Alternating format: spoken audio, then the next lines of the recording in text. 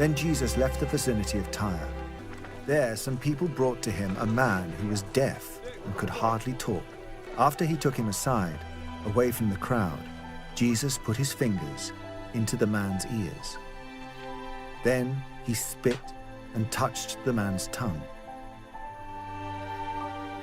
He looked up to heaven and with a deep sigh said to him, "Emphata," which means, "Be opened."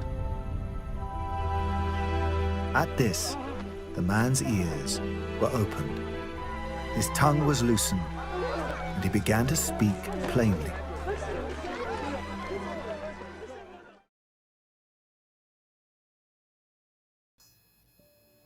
Dearly beloved in Jesus Christ, in today's first reading, Prophet Isaiah assures that when the people of Israel is redeemed, all the invalids of the nation will be restored.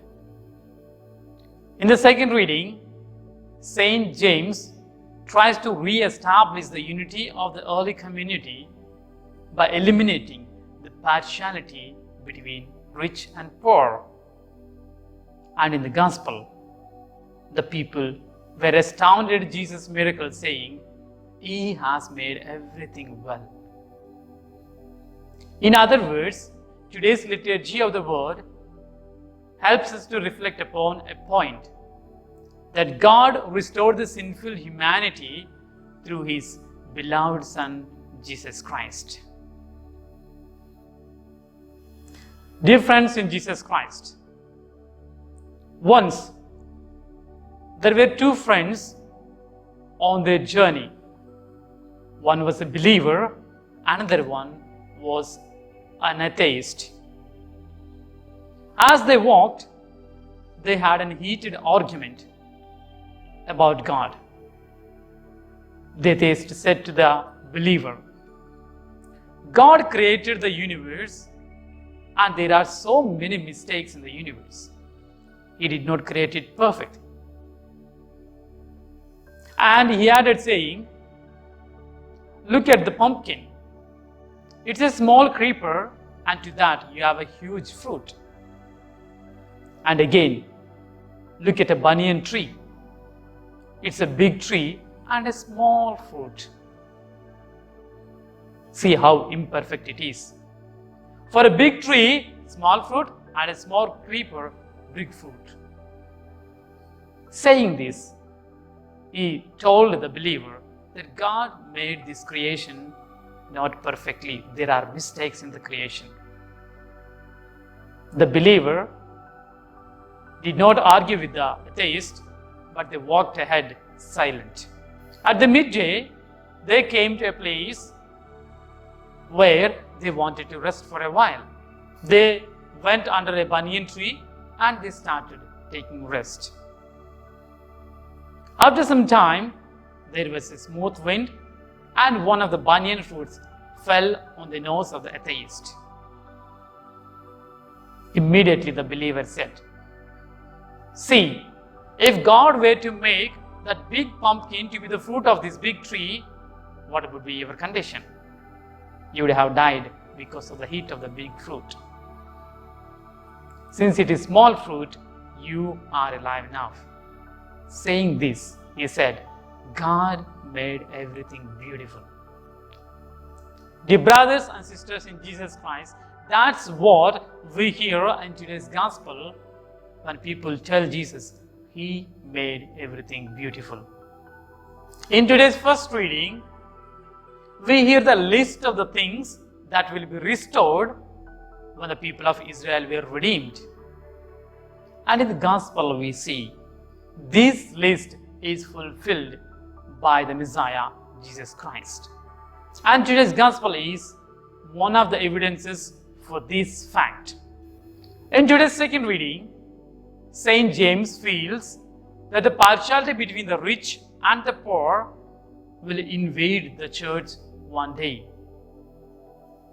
He draws the picture of a rich man and a poor man entering the assembly of God.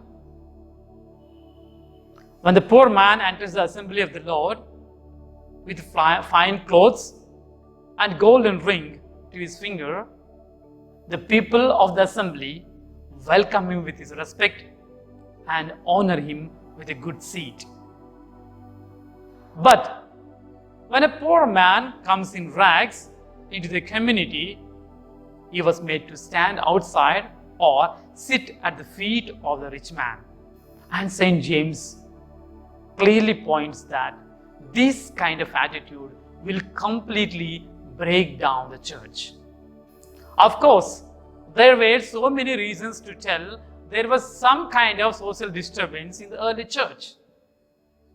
When a master enters into the assembly and he finds himself to be seated beside his own slave, he feels awkward. Or when a master enters the assembly of the Lord and he finds his own slave is the minister of the sacraments, it would not go well with him. Obviously, there are so many social disturbances in the early church, and to remove this one, St. James tells, remove the partiality between the rich and poor.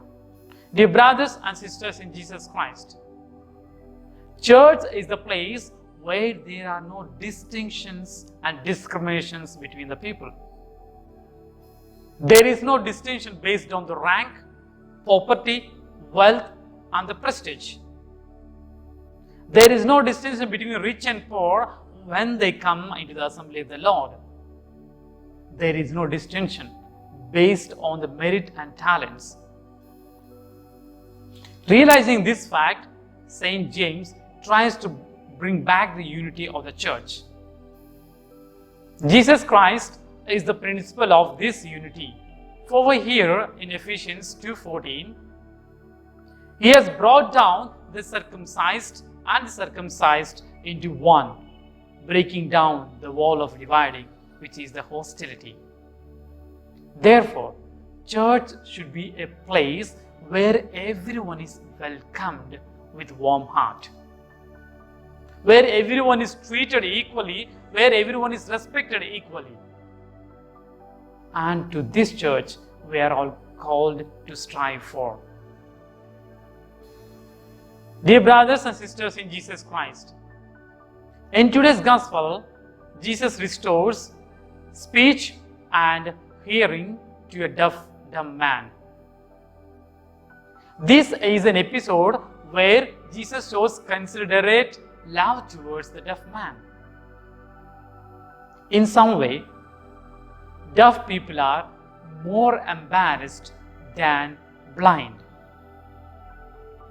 Deaf man knows that he cannot hear. When someone tells him loudly in the public, he feels that he is insulted. But in this gospel passage, Jesus, being a good human being, he keeps his dignity because he takes him aside from the public. Therefore, Jesus shows the most considerate greetings for this man who is having impediment and who leads a difficult life. Secondly, when everything is over, when the man was restored with full good health, the people commented saying, "He has made everything well." This is none other than the verdict of God the Father himself at the beginning of the creation. We hear in Genesis 1:31, God made everything beautiful and it is good. Dear friends in Jesus Christ, here we have a point to reflect upon. In the beginning, God everything beautiful, everything good, and man in his sinfulness destroyed this goodness of the humanity and of the creation. And God the Father, in his mercy and love towards human beings, he sent his only begotten Son to restore the broken unity and broken beauty of the creation. And Jesus restored this beauty through his death and resurrection. That is why we say Jesus restored everything to its primordial beauty. Therefore, in conclusion, today's liturgy of the Word teaches us that human beings have lost the virginal beauty by their sin. And Jesus the Savior came restoring this beauty and giving a wholesome life for each one of us. Let God bless each one of us.